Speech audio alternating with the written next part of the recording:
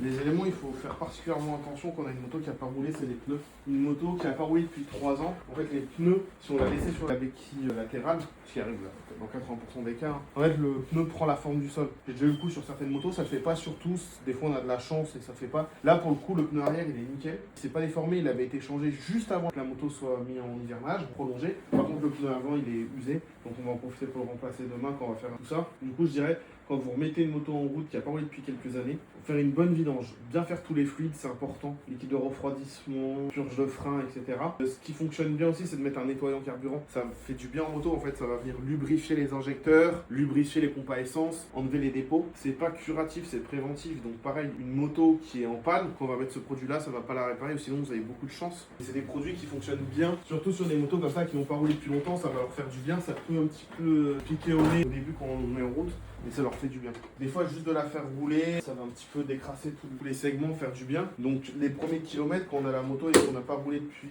3, 4 ans, voire plus, on roule doucement, on met pas de grosses contraintes, on laisse les motos chauffer tranquillement. On y va progressivement, en fait. Je dirais pas qu'on fait un rodage, mais aller limite sur un plein ou deux, bon, on évite d'aller taper dedans et de mettre des grosses contraintes dessus. Pareil, parce que souvent, on n'a pas forcément l'historique d'entretien. Des fois, on a des clients qui achètent les motos en panne. C'est contre-intuitif parce que tu n'aurais pas plutôt envie d'y aller à fond pour la décrasser. Bah en fait, il y a des moments où, entre guillemets, il n'y a pas le choix. Il y a des moments où c'est une solution aussi d'aller la décrasser en mettant un petit peu de régime. Si on peut éviter de le faire, c'est bien. On laisse bien chauffer les moteurs sur les premières centaines de kilomètres. On écoute bien que la moteur fasse pas des bruits particuliers, des choses comme ça. Je pense à certaines motos qui peuvent avoir des faiblesses au niveau des tendeurs de chaîne de distrib, des choses comme ça. C'est important de faire attention à tout ça.